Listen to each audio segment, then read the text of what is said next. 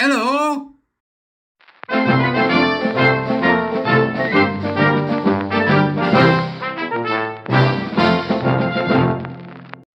Beep, beep, beep, beep. Morning all.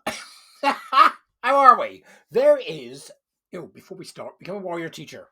We're starting in October, in fact, in the next couple of weeks. So if you want to come, now's the time. Last one. So last one of the year, right? So Joanna Williams, columnist. Before I talk about this, which is Labour's conference, it was laughable on so many levels. So we've got Joanna Williams, columnist in Spiked Online from the 2nd of October. So firstly, Joanna, thank you beep, beep, for this wonderful article, right? So the rest of you, plug back your ear holes and listen to me rant on, okay? Labour's conference was a safe space for the masses. What a bunch of clowns. Free speech was shut down, trans rights were extolled, and delegates were told to get consent for a handshake. That's not a euphemism, is it? Is it? Is that a euphemism, do you think? Handshake. Have the Conservative Party gone bonobo? Did you know about the bonobo chimps? You know how they say hello? Yep, they diddle with each other's genitals. So I want to know, has the Labour Party gone bonobo? Do you consent to me diddling with your genitals at the Labour Party conference? Oh, please do. Absolute nonsense, right? With Reform UK surging in the opinion polls and Nigel Farage living rent-free in Keir Starmer's head, it is hardly surprising that Labour officials sought to make the party's annual conference a safe space. In Liverpool this week, all the features we'd come to associate with the modern university campus were on display. First of all was the all-important reminder that consent matters. What are these Labour people doing to each other? What are they doing to each other? Posters in the women's toilets urge delegates to show respect at all times to all attendees. They're like children. Right? This is the spreadsheet tick box socialist / commie mentality, isn't it? They're like children. Right? Show respect at all times to all attendees. I just go round going just to upset them. Absolutely hilarious. Fair enough, says Joanna Williams. No, it's not. No, it's not. It's not for them to mummy and daddy people in such a ridiculous way, Joanna. Come on. First up, fair enough, but the need for such a sign indicates that Labour's conference organisers have a very low view of delegates. They think we're all children. This has been going on forever. It's going on in the education departments. It's going on everywhere. A very low view of delegates. And the fact that these posters were apparently exclusively in the ladies' loos suggests it's women in particular they consider most likely to cause trouble. In other words, what it should have said is women will show respect at all times to the various gusset fumblers as they swan around the hall at the Labour Party conference with the emphasis on con. It's just hilarious. The infantilism did not stop there. Respect, women attendees were informed, must be demonstrated in a particular way. Check out first with people about how they feel about any physical contact, whether that's a handshake, a high five, a fist bump, or a hug. It literally are pathetic. Do you know, there's an old video somewhere of a Democrat conference that was similar to this. They couldn't get started because they were already being a twat. The warrior teachers love it. When we do our section on disability, it's in that. It's just insane.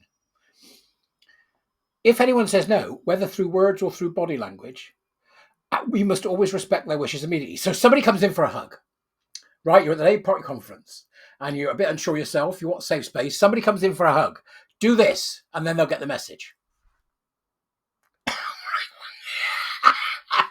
I beg your pardon. I thank you. I'm going to call that doing an Arthur Askey. Right? Just make a funny face and they'll leave you alone. This is the stuff of a campus consent class, and it is patronising and insulting whether it's delivered to students in a lecture theatre or to Labour Party members in a conference centre bathroom. The image of delegates asking permission before extending a hand of friendship is both hilarious and dystopian. Can you imagine getting confused? Hi, Hitler.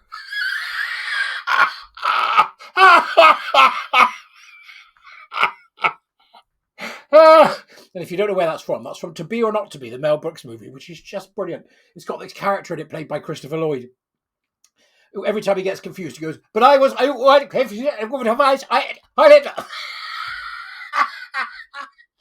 To Be or Not to Be, Mel Brooks, great film. Right, so the practice of handshaking is said to have originated in ancient Greece as a way for people to prove they are not brandishing weapons and that they trust each other. This is my understanding of it too. I thought that's what it was about.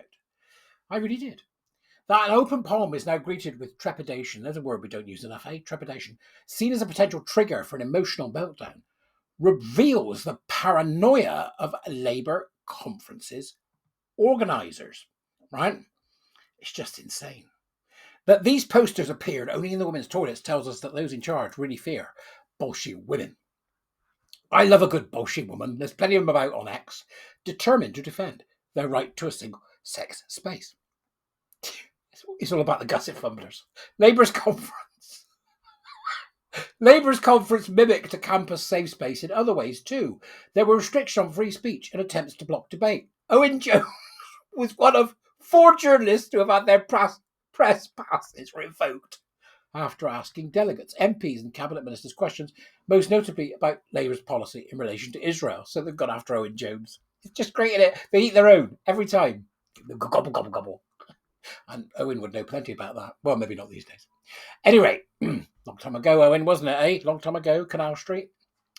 Long time ago, mate. Now, I disagree entirely with the agenda Jones and the other bar journalists were pursuing and think there is no obligation on conference organisers to extend invitations to people they would rather not have present. Nevertheless, the decision to ban him and his comrades, good word, well done, Joanna, much about Labour's distinct brand of authoritarianism.